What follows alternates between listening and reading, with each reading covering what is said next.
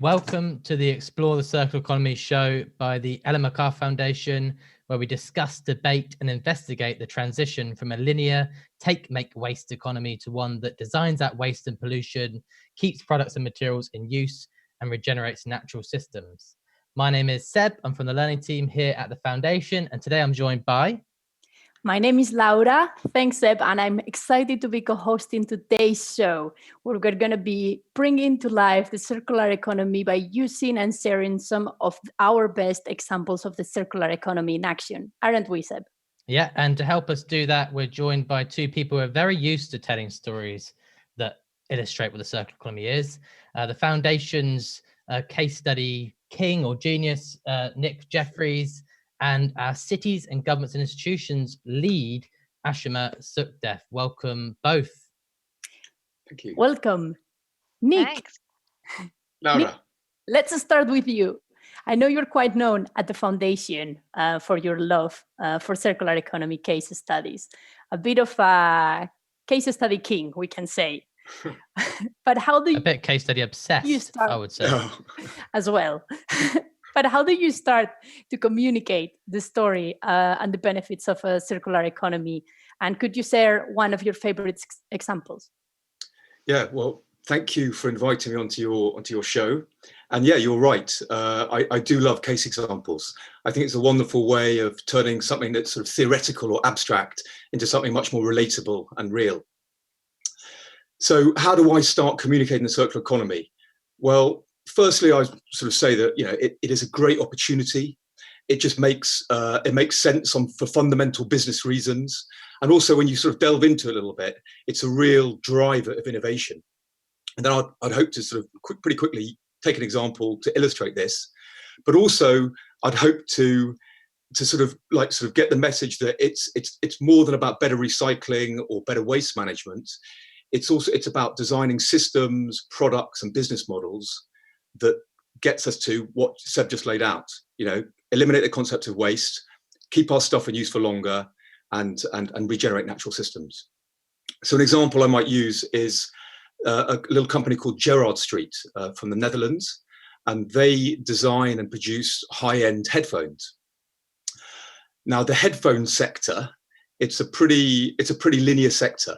It generates about 15 million kilos of waste a year, mostly through sort of defective materials and components, and also because technology advances. Last year's headphones are quickly sort of need updating, and so therein lies the opportunity. And so what Gerard Street have done is they've designed their headphones to be modular, very easy to take apart, and so using these sort of more circular design and introducing these business models, in that way, you can see benefits across the board. So customers basically get an affordable high-end headphone set. They get peace of mind against repairs and FOMO. Gerard Street, they keep, because they keep ownership of the headphones, they keep the materials and components in their sort of ecosystem, in their supply chain. And that means they protect them for the next generation of headphones. And they estimate that actually going from one headphone set to another, they can reuse about 85% of the materials. And so this is, and finally, of course, the environment and the climate benefits, because we need less materials and less energy to satisfy our musical cravings. I love the sort of multi-layered nature of that story, in the sense that when you look at a problem like headphones going to waste, or the need to get new headphones all the time, you start to design something differently, maybe the product differently, so you can make it modular, and then you also have to start thinking about, well, how does this operate as a business model fundamentally differently as well? So it quickly becomes a whole different system that sits around those headphones. Ash, we've introduced Nick as a bit of a case study king, but you are no less obsessed with case studies, I know. And exactly, yeah, you're very clearly someone who talks to a lot of different people about, and you have to constantly come up with different examples of circular economy. So I know you've got loads of case studies and examples of circular economy in action up your sleeve to be used at any moment. Nick's given us an example of quite a high value product. I mean, 300 euros is a decent amount of money for a lot of people. What about everyday products? Do we have any great examples there? Yeah, absolutely. And again, thanks for having me on. So this example that I'm going to share is actually the one that I use when I'm talking to my mum and explaining to her what exactly I do. So if you think about kind of your everyday cleaning products, I have one over here. You'll actually notice that if you think about it, the sort of a typical bottle of cleaner is about 90% water and then 10% of the actual good stuff and valuable ingredients. Products like this, I mean, we're getting through a lot of them these days. They're packaged and shipped in this sort of disposable plastic. I lug them home from the supermarket. The bottles are used once and then chucked away. We try and recycle them, but they often end up in landfill. So in the US, for example, I think 35 billion plastic bottles are thrown away every year, which is pretty shocking. So a great circular economy solution to this problem and a product at a pretty sort of simple level is called Replenish. This is a company that has created actually a reusable bottle that you can refill with a concentrate and attach that to the reusable bottle. So the way that it works is that you buy the reusable bottle once from your shop or online, and then you purchase specifically the concentrate refills, which come in sort of a package about this big. You attach that to the reusable bottle and then you fill up the bottle with water and voila, you have your cleaning product. And actually just one of those little refill pods can give you something like 6 bottles of cleaning material. So instead of me going to the shop and buying 6 different bottles, I can just buy one of those refill pods and keep sort of using the same um, bottle that I have. So this solution kind of results in a bottle that lasts longer. You're not throwing it away every time. You avoid this very illogical need to transport water over great distances. And this refill system actually reduces energy, plastic waste, and carbon dioxide emissions by something like 80 to 90% compared to those one-off single-use bottles. So it's a great value for money, great impact on the environment, reducing plastic waste, all of that good stuff, and easy to explain. Thank you, Us. I'm hearing a lot of like positive economic and environmental benefits that both of your examples have, from designing products in a way that they can be kept in use for longer, or that they can be easily turned into new products at the end of their first use phase, as well as offering them on a subscription basis instead of owning them. But it's also very important to take into account the social aspect and impact that these new products can have. Do you have an example of that, Ash? Yeah, definitely. And this is actually one of my favorite examples to share at a sort of broader level.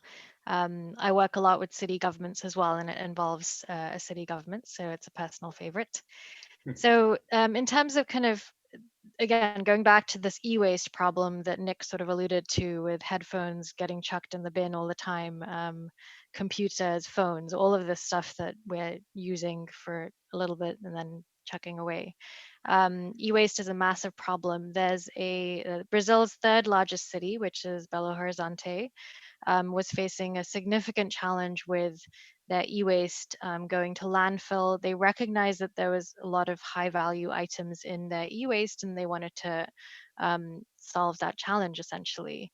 And so they decided also to take more of a societal lens to this challenge and not just think about it as an environmental problem, but see if they could incorporate some societal benefits into it as well. So they, as a city government, set up a series of centers for computer reconditioning. So they would collect a lot of old computers, again, which are very high value items that were piling up in landfills otherwise. They brought them into these centers for computer reconditioning, and they actually trained young, vulnerable people who didn't have jobs otherwise on how to actually recondition and remanufacture these computers and turn them into products that could be used again. Those computers that they reconditioned were then given to public libraries, schools, anyone essentially that needed computers and didn't have access to them. So again, these centers were helping just digital inclusion of low-income groups and people that didn't have access to computers otherwise. So this is a great example of like tackling e-waste, skills training for young and vulnerable people, and digital inclusion all in one fantastic circular economy solution. Just going through some of the numbers, there was, I think, 7,000 IT products restored in the first 9 years of the program, 15,000 kilograms every year of post-use electronics diverted from landfill, and then more than 10,000 people that were benefiting from the training and digital inclusion. And I think one of the things that really struck me about this is that this is a program that's not just about keeping products and materials in use for longer, it's also supporting the city government's priorities around digital inclusion and jobs and skills training. And it's being replicated across the country now, which is great. What makes, we've got these incredible things like phones and computers, and we can't underestimate how incredibly powerful they are in terms of bringing greater prosperity, however you define that, to many people, and including us. What makes them such a challenge from a kind of point of view of what happens to them after, you mentioned that things like this, tend to happen for a short period of time. Why is it that they sit in our drawers rather than, because there's so much so much valuable material on them, rather than actually being used again and again and again, or something more beneficial happening to them? There's a few things, and I'm sure Nick has more to add to this, but I think one is on the customer's end. I'm going through a massive clean out of our house at the moment, and even I, as someone that works in the space, am not exactly very clear about what to do with my old plug, or, okay, I have a Mac that's from 2005 that my mom's somehow still using, but is Apple going to accept that again, or should I be giving that to my local council? So there's a lot of confusion on like what to do with products once they're in the home. There's a lot of there's sort of technical difficulties if I can get a manufacturer to take back my old laptop, even then there's technical difficulties around how do they actually take it apart and what can they reuse. And that's where this design element really comes in, and can you design a laptop so that once it goes back to the manufacturer, it can be easily taken apart. So I think there's a few things there that are going on in this chain that make it difficult to kind of solve for in a way. Yeah, I would agree with most of that. So yeah, design is crucial. By the way, I promise not to use too many stats on this show, but the e-waste thing was my shocking but sort of opportunity highlighting stat of last year. Apparently, the global economy generates the equivalent of 120,000 jumbo jets in weight worth of e-waste every year now, and that has the same value as 3 times the output of all the silver mines in the world. So shocking on the one hand, but a massive opportunity on the other. If you take a ton of e-waste, it has much more gold in it than a ton of gold ore.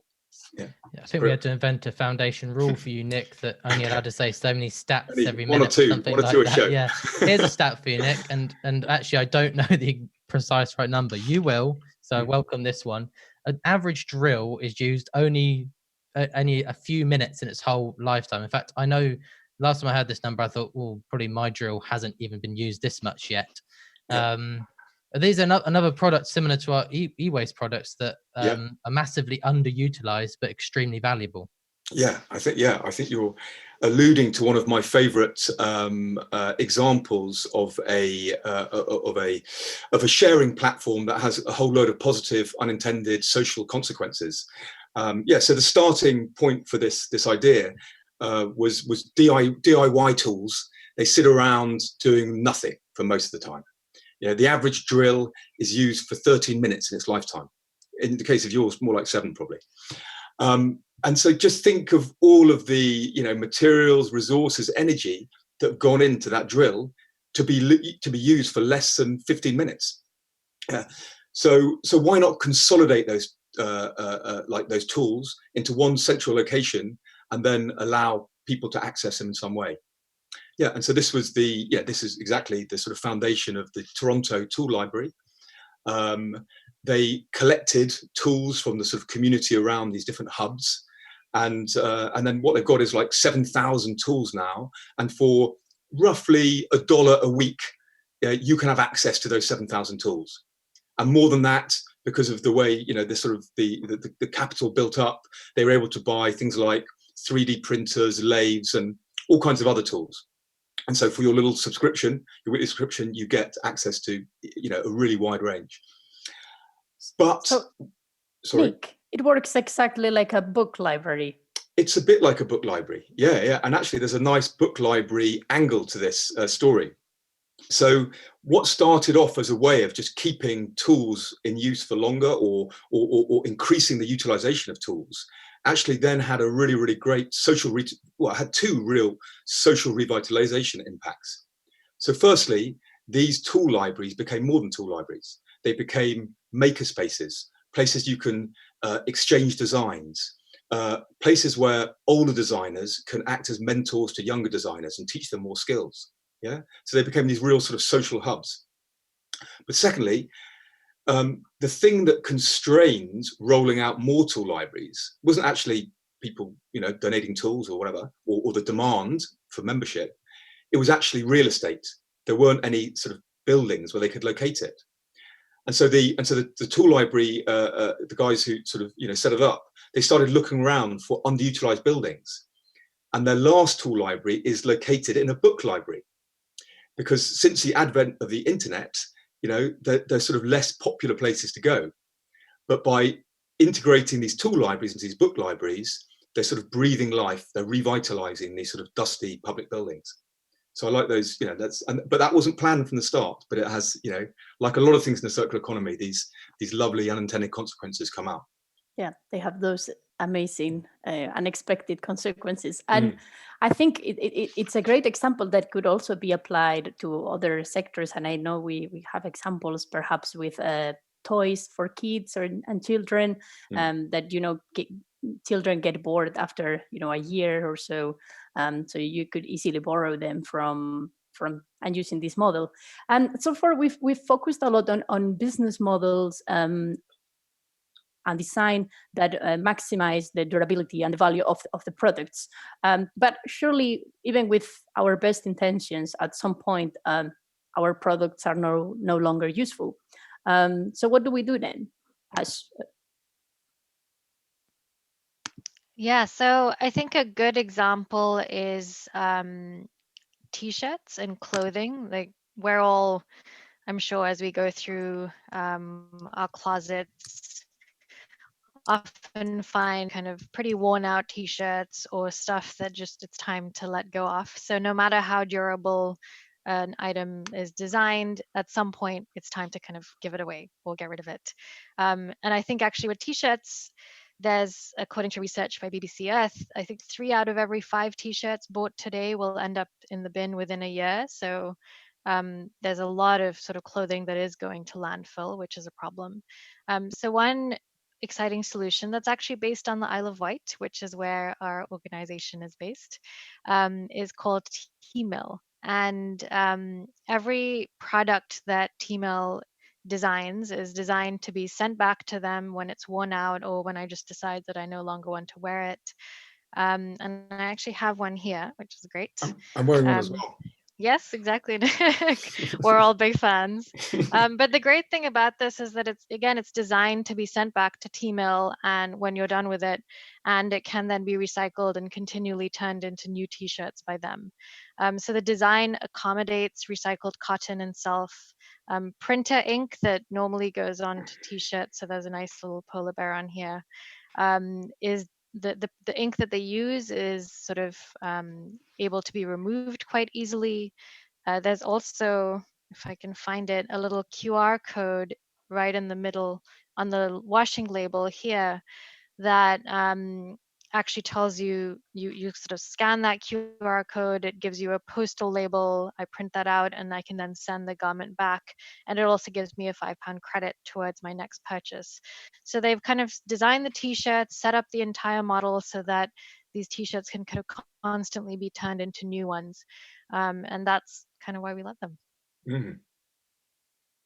And so when you said it's designed to be collected again by T-Mill, you're referring to that kind of inbuilt tech that just gives you the information, which is one of the prime challenges that, you know, for any, as you were kind of talking about, I guess in the case of e-waste, for anyone who wants to take part in one of these systems, well, what do I do with this shirt? Where does it go? You know, how can it be valuable again? Yeah. Nick, I know I actually had the chance to interview Serena Pozza from DSM Niagara recently, who is much like you, full of great nuggets about well, they are working on circular economy examples in action. I think you may have coined a new term, by the way. If people are inspired by this broadcast to explore our case studies liable, medium life bulky products is a case study we have, which kind of tries to capture this, what DSM Niagara are doing. Do you want to tell us a bit more about that? MLBPs, yes. Yeah, I love DSM Niagara. I love words as well, and Niagara a little bit clever because Niagara is again backwards. That's the origins of the word of the word Niagara. So all of DSM Niagara's work, rather like the work of the Foundation of Circular Economy, is based on these three very simple principles. The first is that all the products they design should be simple, like the minimum amount of materials.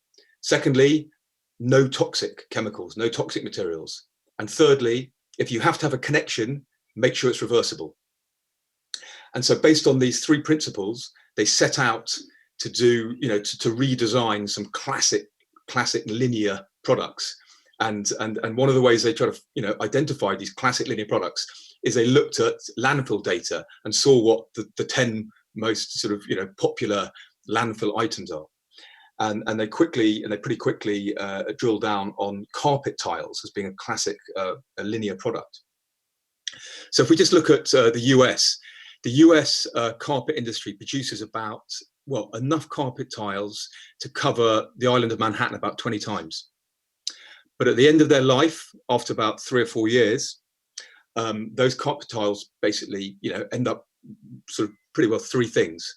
Only 1% of them get recycled into new carpet tiles, 5% get incinerated, and 90% end up on landfill. So about 2 billion kilos of carpet tiles ends up on landfill in the US every year. So why is this? There are a number of reasons. The main ones are, firstly, carpet tiles are they're a cocktail of about 100 or 200 chemicals, a lot of them quite nasty. Secondly, the base layer, so the bit which contacts the ground, and the surface layer, which you walk on, they're made of very different materials, and they're also very, very difficult to prise apart. So what DSM Niagara have done is they've designed a 100% recyclable carpet tile. And how they've done this is they've either used just pure one material, polyester, but they played around with the structure of the polyester. And so you've got like a sort of different characteristic polyester on the top and bottom. Or they've just had a very simple mix. So they've had polyester mixed with, say, wool. But in this second instance, where you've got those two simple materials, they've got a reversible adhesive to separate them. So the end result is that any discarded tiles can become the feedstock for new carpet tiles. And so therefore you're decoupling the production of carpet tiles from virgin material inputs. And this is really important because this is like the foundation pretty well of the circular economy. Yeah. How can we have an economy that decouples economic activity from, the consumption of finite materials? And I think DSM Niagara illustrate that in a really, really great way. I mean, that fact about the amount of materials in carpet, such a simple product, almost one of those things that just exists around you without you really thinking about it very often, until you need to change it, I guess. But it's almost mind-blowing how I've never heard before anyone describe it as a cocktail of materials in a carpet, but it's an apt description actually when you think about the actual number of things that go into it, and obviously fascinating what DSM Niagara have been doing in terms of innovating with that, what is seemingly a very basic product, but is clearly ripe for disruption. I think one of the things that is important to say about all of the examples that we are sharing here is that really this is the start of a journey. And it's a start of a journey based on a set of principles, the three things: design out waste and pollution, keep products, materials in use, regenerate natural systems. And what that, because often what will be happening, maybe even in the comment section of this live broadcast, maybe not, but maybe people will be starting to look for weaknesses in these examples, which is great to be critical, great to critique. But I think the important thing to say is that we are looking for a sense of direction and a vision versus suggesting that this is the way everything will be in 10 years time. All the carpets will be designed exactly the way Niagara are doing them now. We're continuing to innovate. And with that said, Nick, and we are now moving towards some of our later examples. I'm fascinated to think about something even bigger than carpets. What do carpets sit in? They sit in buildings. And I know you've got a great example up your sleeve about how a very large system is being innovated with in the context of the built environment. Yes. Yeah, so I've been thinking a lot about the built environment recently, and it's because of a few reasons. Firstly, the built environment is the buildings. Let's say the number of buildings expanding like really rapidly. There was a report out recently by Arup that says that estimates that every week a building area equivalent to the size of Paris is rolled out each year. Each week, around the world. Now, the built environment buildings of all the economic sectors, they probably have they do have the highest material usage, and also they generate the most waste. And then the corollary of this is large economic losses and high carbon emissions. And so there are many ways that you could apply circularity to the built environment. And I guess the sort of the key aims of doing that are we want to make sure our buildings last longer. Make sure they're easy to take apart. Make sure that they operate more effectively. And so it's this last point that I think is that I'd like to sort of use an example to illustrate. So aircon is a massively growing sector. As we become more urbanized, as we become more affluent, we use more aircon. And it's a real wicked problem as well, because the more aircon we use, the warmer our cities become, so the more aircon you need. So the thing about aircon is buildings are designed to use a certain amount of energy associated with their aircon, but actually when they're in operation, they use much more. So a company from Singapore called Care, who traditionally sold aircon units, decided to actually, instead of selling units, like, why don't we just sell cooling? And so they approach their new clients and say, look, instead of buying a unit off us, tell us what temperature you want your rooms. And then Care come in, they design the system, they install the system, they operate the system. And they do that using their expertise, because they know all about aircon systems. But they also use like emerging technologies such as good analytics and AI. And combining these things, like the minimum they've reduced aircon usage is by 30%, but in some cases they reduce it by 70%. So, energy associated with aircon usage. And then that translates into cost savings, and then you can just split the cost savings between Care and the building owner. But I just want to make two observations, personal observations on this case. And that's, firstly, we need to move to a low carbon world that's run on renewable energy. And having things like aircon as a service, which reduces building energy demand, lowers the threshold of energy demand that allows or makes renewable energy more viable.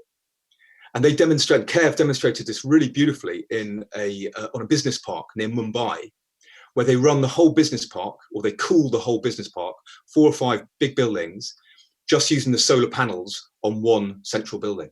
So they've done it. But my second observation is a bit more, so it's kind of a note of caution. So like, we didn't always have aircon. Like in the 30s, I think in the US, it started expanding. Originally, it was just used for factories and things like factories and abattoirs. But we've become used to using aircon. And most architects and building designers build their building or design their buildings assuming you'll have aircon. But actually, for thousands of years, we cooled our buildings passively using things like building orientation, wind, choice of materials. So my point is, as well as sort of increasing more business models like aircon as a service, we need to resurrect some of those old design approaches so buildings can rely more on renewable inputs rather than having sort of active energy inputs. Wow. Thanks, Nick, for that great overview of all the benefits and the impact that indoor cooling has today in our buildings, especially in countries that have pretty extreme temperatures. What about material recovery and reutilization? Because I guess that a lot of materials and energy are involved in creating a building. Do we have any examples of this? Yeah, definitely. So I think a good example is in the city of Venlo in the Netherlands. It's a small city. The city government again was looking to build their new city hall. And as a government, they had a significant commitment to circular economy. And so they wanted to see how many circular economy principles they could bring into and apply to this new city hall. So definitely when they thought about the materials going into this new building, they wanted to track exactly what materials were going into the building, into the walls, into the infrastructure, so that when 20, 30, 50 years down the line, if there's elements that need to be fixed or taken down or deconstructed, there's like a written digital material passport that you can refer to and say, hey, we have X tons of steel here that can be sold to someone else who can then reuse them. So you know exactly what's going into the building, the material choices you're making when you're making that building. Are looking at healthy materials, so they're not this kind of cocktail of random materials that Nick referenced as well. It's kind of these more pure materials that you can then take back and turn into other buildings and turn into other things. So they use that element definitely in the city hall, but they also did all sorts of other great stuff. So carpets, the way that they used energy, rainwater that was collected on the roof was then used in wash basins and in pantry water and so on, and flushing toilets. The furniture that they had in the building and what was being used by the employees were all in sort of a buy and buy back arrangement. So anytime a chair broke or something, it wasn't just chucked away, it was sent back to the manufacturers, who would send either repair it and send it back or send a new one. And one of my favorite things about the building is that there's this living facade. You see these kind of green walls all the time on buildings now, but this one had more than 100 plant varieties, which actually were improving the air quality outside the building. So the green facade was absorbing, I think, 30% of sulfur and nitrogen oxides in the air. And sort of improving the air quality around the building for a 500-meter radius, which is incredible. And this sort of illustrates the regenerative side of the circular economy. And then lastly, for the city government, it was a great investment and a very smart investment on their part, because alongside all the productivity, health, environmental benefits, the project's also forecast to deliver a 12.5% return on investment by 2040. So that sort of business case is solid as well. I was lucky enough to have the chance to go to Venlo, and one of the things that's really striking about it, and actually kind of surprising, is you can literally feel the air purification when you stand outside it as you get within its radius, and especially when you come back out. It's a very physical thing when you're there. It's noticeable, and it makes you think about really this interaction between this massive human-made structure and the environment around it. Which kind of, to me, hints a little bit at the one limitation that we've maybe not deliberately, or maybe deliberately, put on ourselves for this particular broadcast, which is that really we perhaps only talked about one part of the circular economy. Laura, what do I mean by that? Sorry, Seb, can you repeat the question? I said that actually when I think about that interaction between the human-made building of Venlo and its impact on the environment around it, it feels like we've only really talked about one half of the circular economy, and you know that I'm referring to something very specific there. And what do I mean by that? Yes, apologies for that. As you said, I think one of the most common used infographics at the foundation is our butterfly diagram, which clearly shows our two cycles, the technical cycle and biological cycle. Today, we've focused mainly on the technical cycle and on anything that doesn't biodegrade. It could be metals, it could be plastics, things that definitely you want to recover and feed back to the system. You don't want to let those lie in the ground because they won't decompose.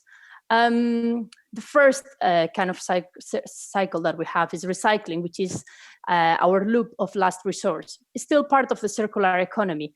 And here we would have examples that like DSM, Niaga, and T-Mill. However, it consumes a lot of energy and money to produce a whole new product. The inner loops are business models that provide greater value because they try to keep the products and the materials as a whole, the products as a whole in use for as long as possible. And here you would have remanufacture, refurbish. One example that we mentioned, Belo Horizonte, in which they have a remanufacturing facility for the IT equipment. As part of reuse, you can use Replenish that we mentioned. Repair and maintenance, you could think of Church Street as a great example of design for modularity, durability, and also repair. And lastly, we have Share, in which we have many examples, but I think today we've really focused on the Toronto Tool Library as one of them. On the other side, you have the biological cycle, so where you have anything that can biodegrade. And this is not just food, it could be cotton, it could be wood, and anything that can be returned to the soil. So next week on episode 2, we're going to be focusing on this side of the diagram.